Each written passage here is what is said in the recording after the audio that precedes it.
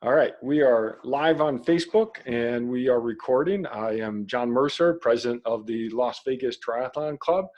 And tonight I have a special guest, Mark Malone, good friend, good competitor, who is also our 2019 Las Vegas Triathlon Club Point Series winners for the Masters division, which is a division that I know both Mark and I really covet. It's really a nice division. And that's the second or third time that you've won Masters. Mark, is that second or third? Third time. Third time, and two times you've won the overall point series as well. Correct. Awesome. Yeah. Luck only. Yeah. Luck only. That is so fantastic. So I have to start with. So I was excited to win both of those back to back, but yeah, I think we're getting a little bit of a delay here between you and I, but let's see. Hopefully it will settle itself out. But I'm gonna start by I need to tell my Mark Malone story, and I've told this to you or around you. It was back when you and I were in the same wave for Silverman 70.3 down at Lake Mead. I'm sure you remember this. And it was the start of the swim.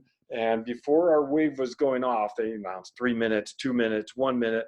And we could see a person out there who was in the previous wave. She was swimming and you could tell she just wasn't going to make it. So she actually turned around and started coming back. And now you could see she was distressed. And I'm on the right side, you were on the far left side. Yes. And I'm saying, I'm trying to call a lifeguard, and then you just swim out there and help her. That was so awesome. And then the gun goes off. And so you're out there helping her, and all of us take off for our swim wave. But you eventually caught up and had a great race that day. But, and that really, to me, sort of describes who you are as an athlete and as a person. I mean, you really didn't think twice about going out and helping her and really saving her from going under. And that was really, really impressive. So that's my favorite Mark Malone story. Yeah. I was a little mad because they didn't wait for me. You guys didn't wait. The gun went off and I got her to shore, and then I turned around and took off. So it was all good though. Put me behind a few minutes, but it was worth it. Yeah, no, that's right. That's just who you are, and that's really, really neat. So let's talk about the point series. Tell me, I know you're competitive. So how did you keep track of the points during the season and see where you were relative to everybody else? How was that going?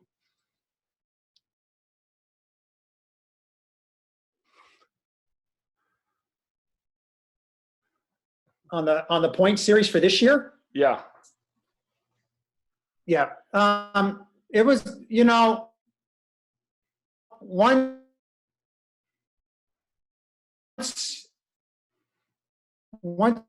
we started getting the Luigi, Ethan, all these guys, your chances of getting in the top 5 are pretty slim, especially in our age group.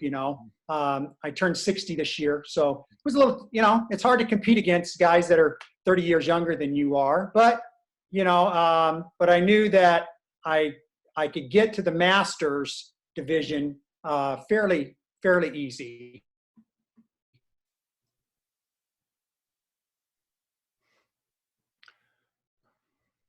So of it.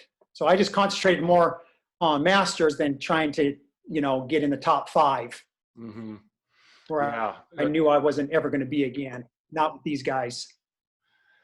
No, and we're getting a little bit of a hang up there, but it sounds like you were really focused on the Masters. We've got these other, young guns, if you will, Luigi and Ethan and these guys. It's great to have them out doing the race. But you're right there, and every race you're right in the top group, and it's really impressive. 60 to 64 your age group. That's fantastic. So when did you do your first race? Yeah. So I did my first race 10 years ago when I turned 50, one of the guys in my office said, "Hey, we're going to go do this triathlon." I'm like, "Okay, whatever. What's that?" And they said, "Well, and it was Rage. It was BBSC. And I had 2 weeks to train. I borrowed a bike, I borrowed a wetsuit, and I had my running shoes. And so I had 2 weeks to train. I remember that the swim started, and I'm thinking, oh, I can swim 750 meters, no problem, right? Well, 750 meters in open water is a long ways. I took off. I got maybe a few hundred meters, and I'm just like, I'm dying out here. I'm not going to make this. I turn around to come back to shore, and I see all the people on the shore, and I said to myself, you know what? I'm in a wetsuit. I know I can't drown. And so I just jumped from kayak to kayak to kayak and made it all the way in. Oh, that's awesome. So I didn't give up. Came all the way in, and I think I ended up coming in 4th place that day. Mm. That's awesome. Which race was that? Do you remember? Which race was that? Yeah.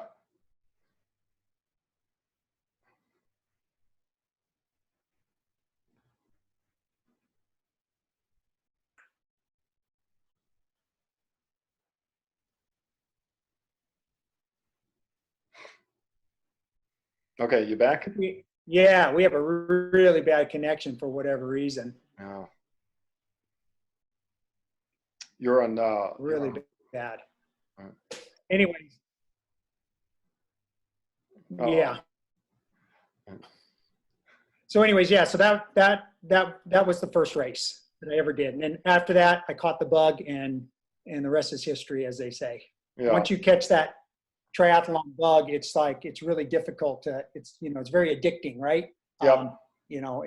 It's a very individualized sport now. I don't have to rely on anybody. So the failure is mine, and the win is mine. So if I fail, it's on me. If I win, it's on me. So and that's what I like. Not a team sport kind of guy, but so it works. Triathlons work really well for me, and for what I'm trying to do.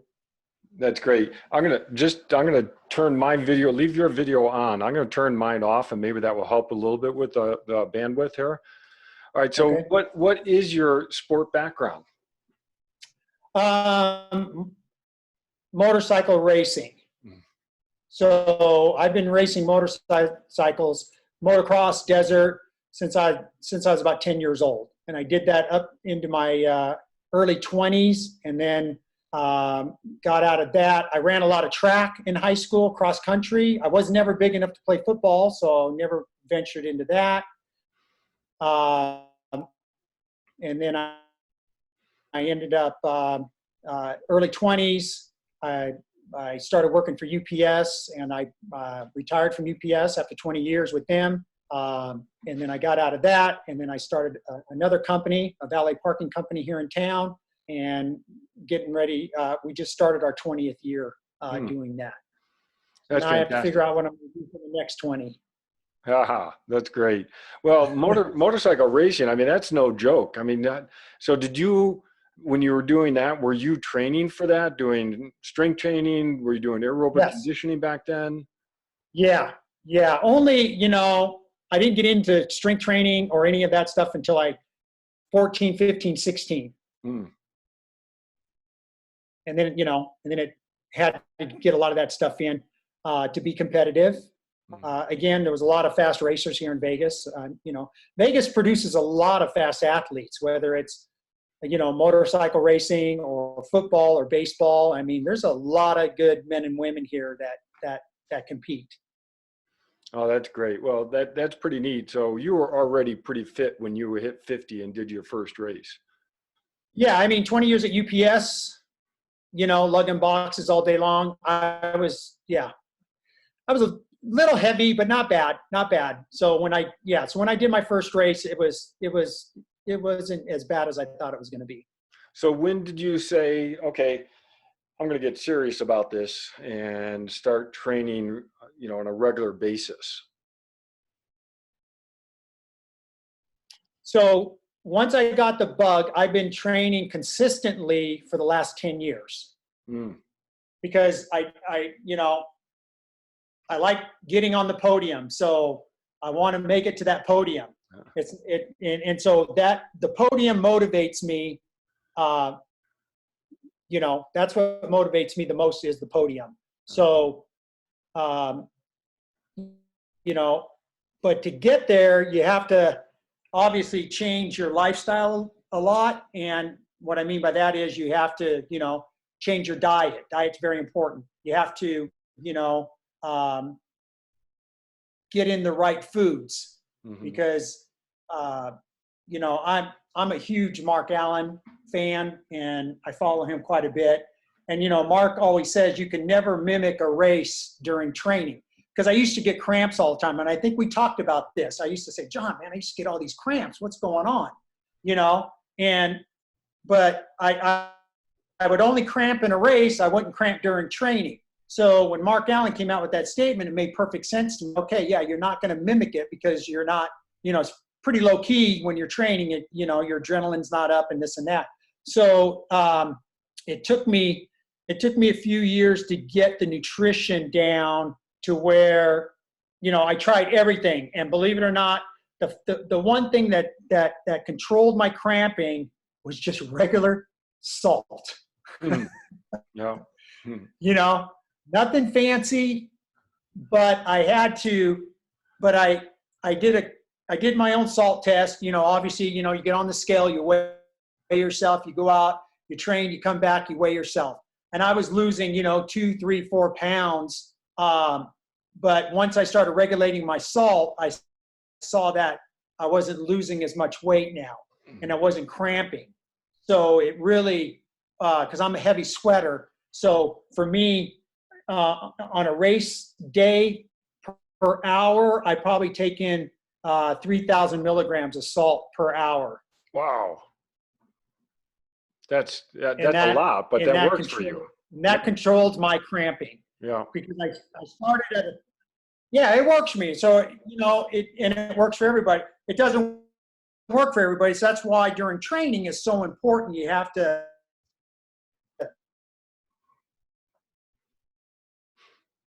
1,500 less, 2,000, a little less. So I had, I jumped up every 500 until I stopped cramping. And then once I found the magic number, I haven't cramped in years since I've just been on regular base salt. That's what I use. That's base salt and that's it.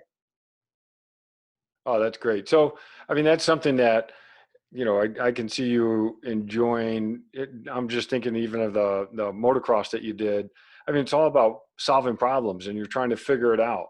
I mean, where do you mostly go for information as an older athlete? And I'm not going to say we're old, but, over 50, we're a little different than, when we were in our 20s. We can make a lot more mistakes in our 20s, but now that we're older, we have a little less margin for error. So where do you go for information, especially as an older competitive athlete? Everything's online. I mean, believe it or not, when I did my first triathlon, I learned because I didn't have a coach, I didn't have anything. I learned everything off of YouTube. I mean, YouTube had everything. YouTube was able to show me how to set up T1, how to set up, the transition, how to rack my bike. I mean, YouTube was a huge tool for me that I was able to master. Was everything just on YouTube, and I think throughout the course of the last 10 years, I didn't jump into long distance until probably the 5th year I was into triathlon because I wanted to learn everything. I wanted to make sure I mastered. And so I did multiple, for the first 2.5 years, all I did was sprints. And then when I was ready to move up, for a year, all I did was Olympics. And then I think on my 5th year was when I finally did my first 70.3, which was Silverman. Mm-hmm. Yeah. So I just, and I continued down that pattern. I don't rush into things. Oh. And I think the reason, as long as you don't rush and you don't get as injured as much. I see a lot of my friends, a lot of guys that I know that rush into a lot of things and they get injured a lot. Mm-hmm. And it's like, but I don't know if I'm just blessed with good bones, but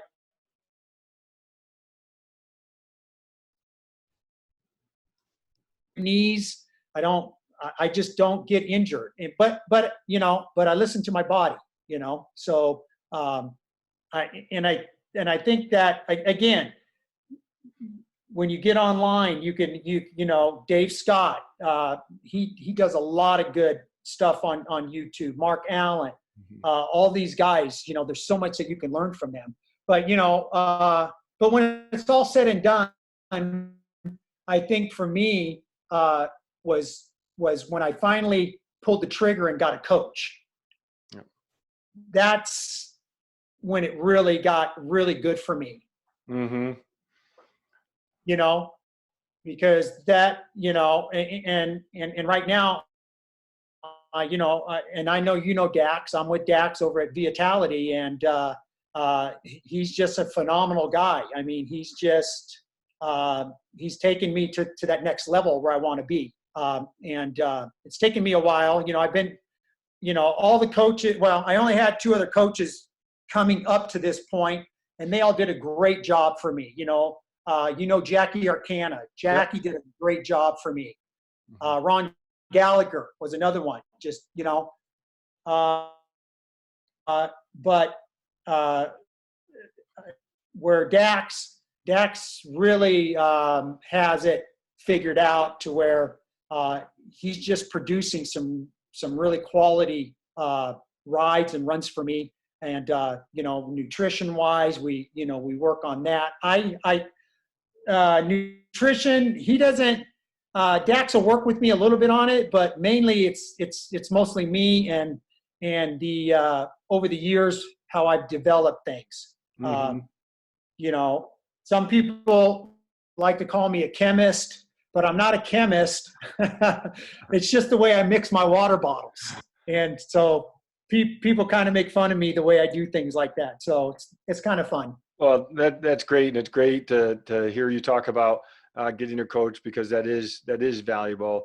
And I know Dax he's so much into the science that's really cool, and measurements. So maybe I see a lot of people post about how to pick a coach. It's all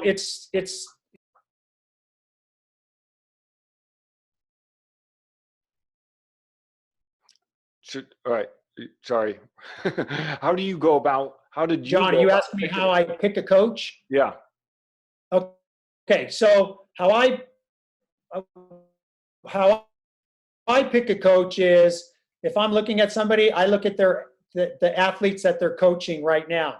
Like, I'll get on Facebook, I'll kind of see the direction that they're going, and I'll look at their athletes, and I'll watch them. When they're racing, I'll see how they post. I'll see who's doing what, and that kind of tells me.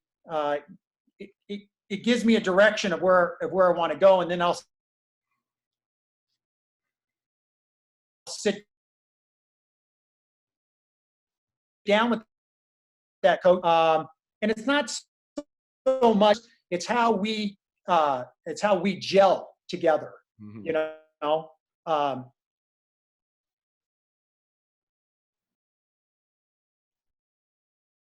Friends first. Obviously, he's your coach, but you want to be able to, you want your coach to be able to recognize certain things about you, and you recognize certain things about them. And I think that's very important. Oh, that's great. Yeah, and I think it's building that relationship, and having the trust in the coach, and then doing what the coach is asking you to do. And you've got to have that. So it's a neat process that you're describing in terms of how to find a coach. All right, so let's go back to the different distances. You've done everything from sprints on up. So what is your favorite distance to do? What do you look forward to the most? I actually look forward to the fulls. For some reason, I don't know, because it's an area that there's some areas that you can relax on, and to where, 70.3s are just a big Olympic now to me. As hard as I try, I cannot do it. I cannot get to 4.5 hours in a 70.3. I can get to 5 hours, but I can't get to 4.5 hours in a 70.3. So, but in a full Ironman, there's some forgiveness there, right? So if I'm not a fast swimmer, but I'm a good rider, well, even though you're going to get out of the water in an hour and I'm going to get out of the water in an hour 20, if I've got 20 minutes that I can catch you, if I can catch 10 minutes on the bike and 10 minutes on the run. So, with a full Ironman, it gives you that opportunity to catch up on things. It's not fast, like a 70 point or 56 miles. It's just, you're just hammering.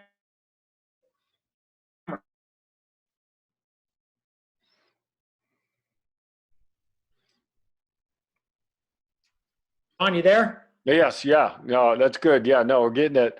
We're getting a little choppy, but it's good.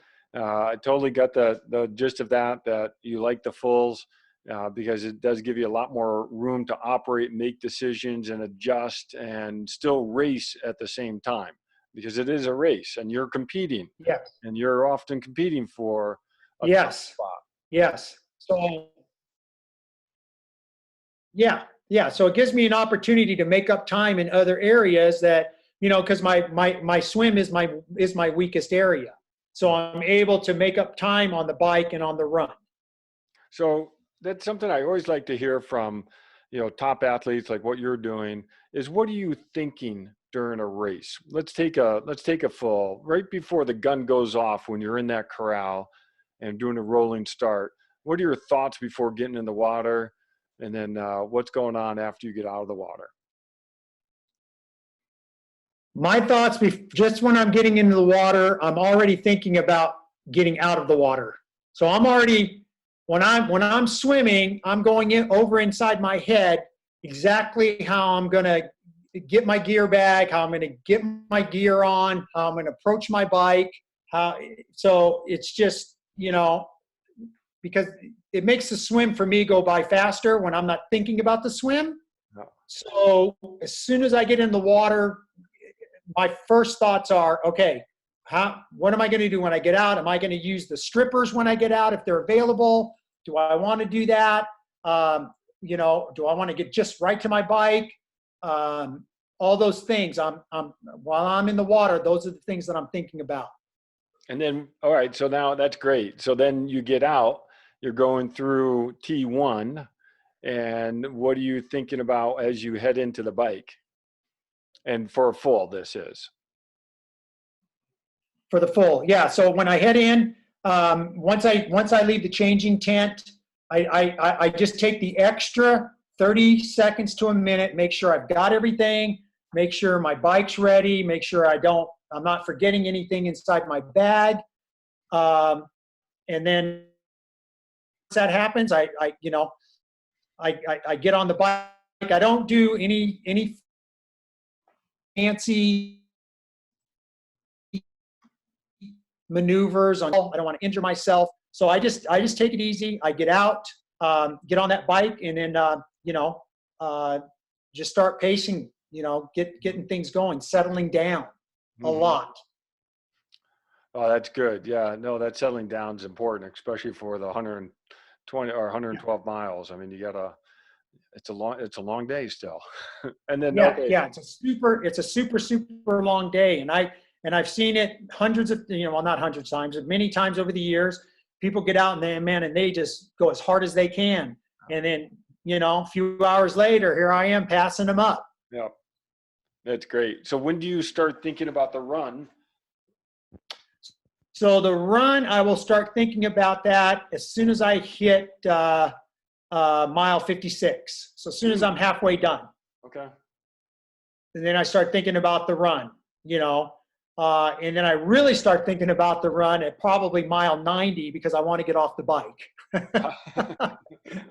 True. You know, when you're on the bike for, you know, 5.5 hours, you want to get off that thing. Yeah, that's right.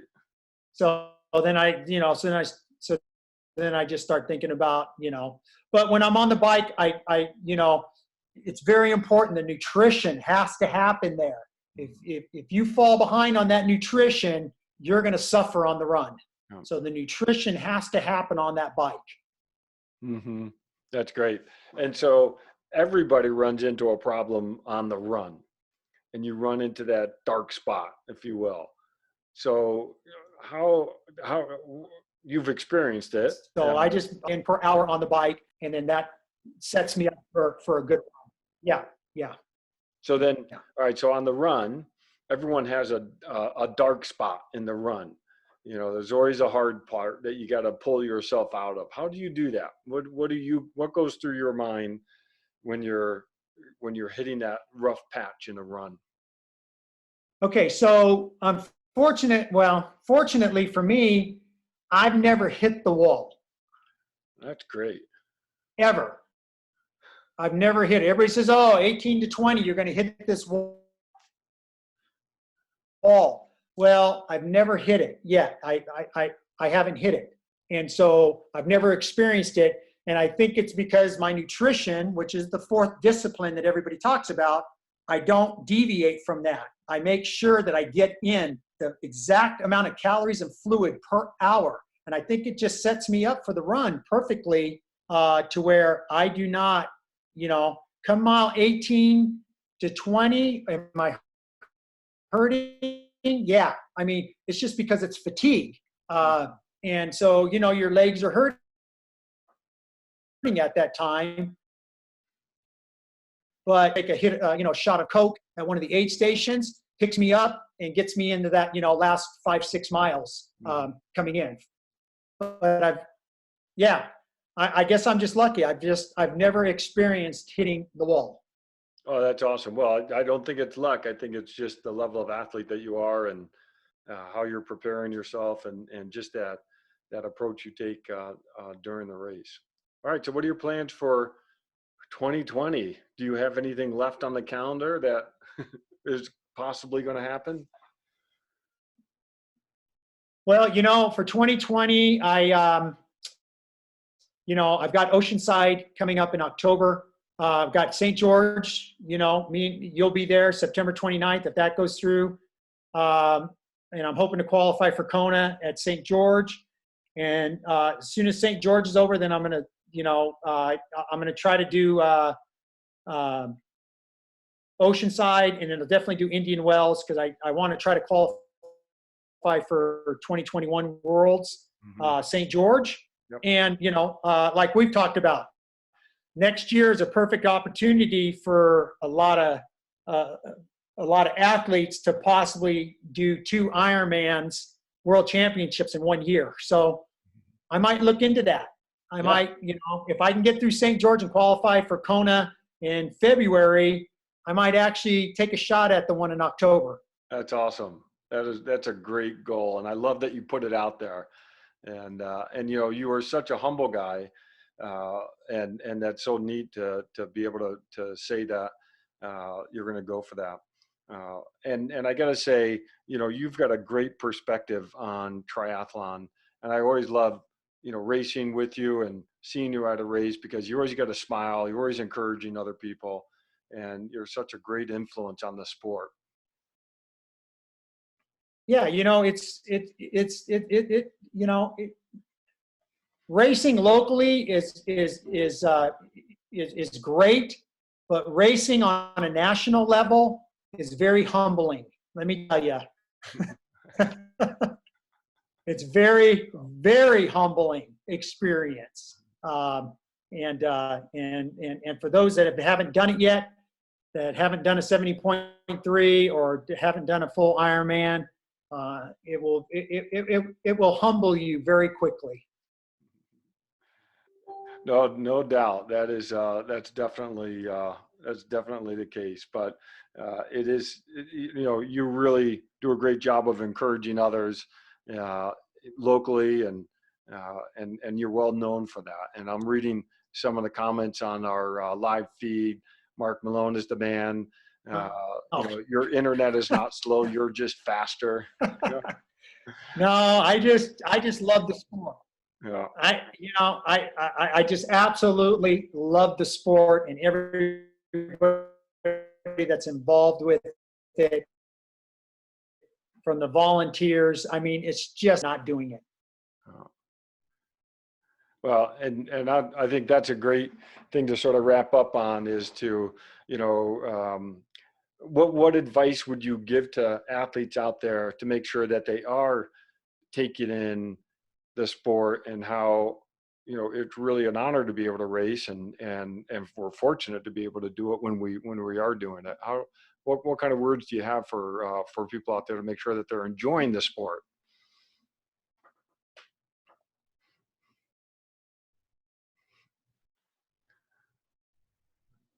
It'll come. Just be patient. I tell people this isn't a sprint. This is an endurance. And just be patient. It'll get there. If you want it, you can go after it and get it. There's so much knowledge out there, and and there's so many people that are willing to help.